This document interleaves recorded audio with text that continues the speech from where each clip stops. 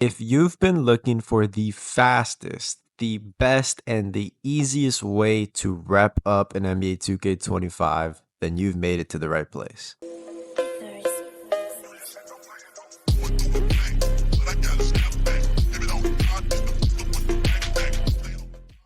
What is up, YouTube? It's your boy Risk, and I am back with another banger. Now, in today's video, as you heard in the intro and in the title, I'll be showing off the best rep method that you need to be using right now in NBA 2K25. Now, this is going to be the best rep method for any build you got, any play style you play, any skill level. This is going to be the best rep method that I recommend to every single person that plays this game. And alongside with the rep method, I'll also be giving tips on how to make this rep method just more efficient and how to make your lives just that much easier. Without wasting too much time, if you are new and you like the video, please drop a like and hit that big red subscribe button, hit the notification bell and set it to all notifications so you can be notified when I upload videos like these in the future. And now let's get right into the rep method. This may be familiar to some but unfamiliar to others, but we're going to be doing this rep method in the mode starting 5. Now this is a brand new mode, or not brand new, it was in 2K24, but here in 2K25 it is one of the best rep methods in the game. Now the biggest reason why I say that is because this is a mode that requires no teammates, right? This is essentially a play now game against someone else using your own my players. And it's the same amount of time as a rec game, and you're going to get more rep than a rec game, so you don't have to worry about getting sold by random teammates in the rec and losing a lot of games and getting no rep. Here you are in full control. All right, and we're going to break down now how much rep we're actually going to be seeing from this mode, along with some tips that will help you win consistently and whatnot. So now I'm going to show you guys the amount of rep you actually can be getting for this mode. So number one, it's important to stress that your performance does not matter. For example, how many points you score, how many rebounds, how many assists, all of that is irrelevant. What matters is going to be your teammate grade. Now here with this, for example, I'm going to show you an example of a bad teammate grade. I got a B- in this grade, and as you see my rep level, I only got 0.7 for a B-. And obviously we want to be getting a little bit more rep than that, and you'll see as you get higher in the teammate grades, when you start hitting the A-, the A, the A+, you're going to be getting around 1.5 to 1.7 rep depending on the type of bar that you are on. Right now I'm on my starter 1 bar to starter 2, and I did this method pretty much in the past 2 days. This clip here is when I started playing double rep, but you see the progress I've made, gained already about 30% in 1 day by playing this mode. And now with double rep activated, you see me get around 3.4% for an A grade.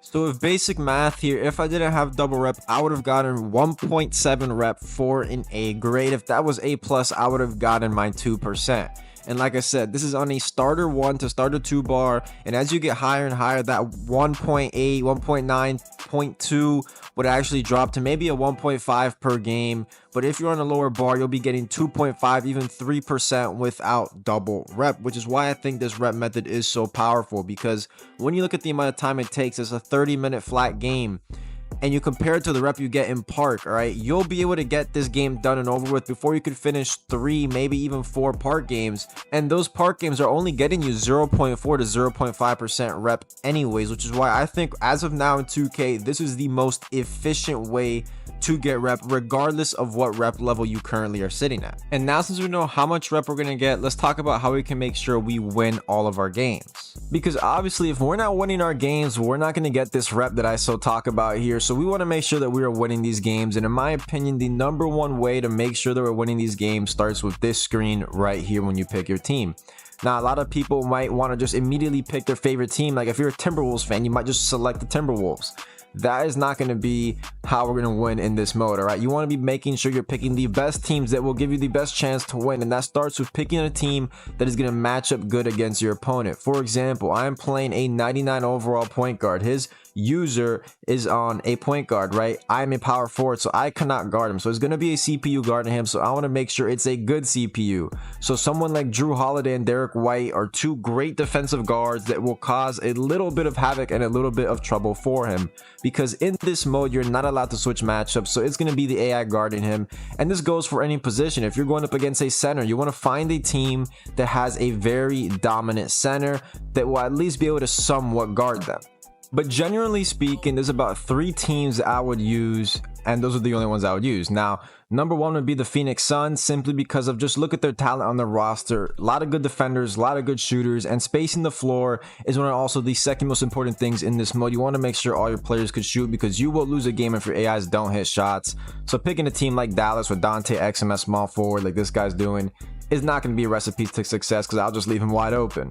Now the Lakers, another great team. Once again, that idea of shooters everywhere. You have a good defender in Anthony Davis, and obviously you would have LeBron if I wasn't in the power forward.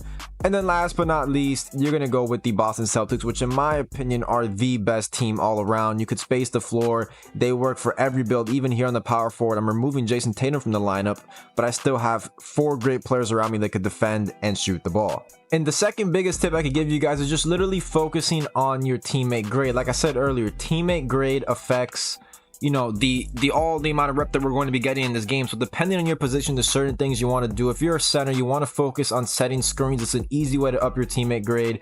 You want to be boxing out, getting rebounds. It's very similar to Park and every other mode. You just want to do the things that are right in order to get your grade up. If you're a point guard, you want to get assists. Don't focus on shooting 100 shots a game.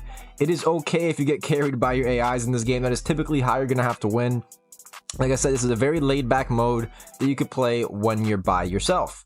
So yeah, that's all I got for you guys. If you show a lot of love on this video, I could do a whole separate video going very in depth on how to win these games easier, how to get people to quit. I could do a whole video breaking that down if you guys show love on this one. So that being said, if you enjoyed, drop a like, hit that big red subscribe button, hit the notification bell. It's your boy Risk, and I'm out.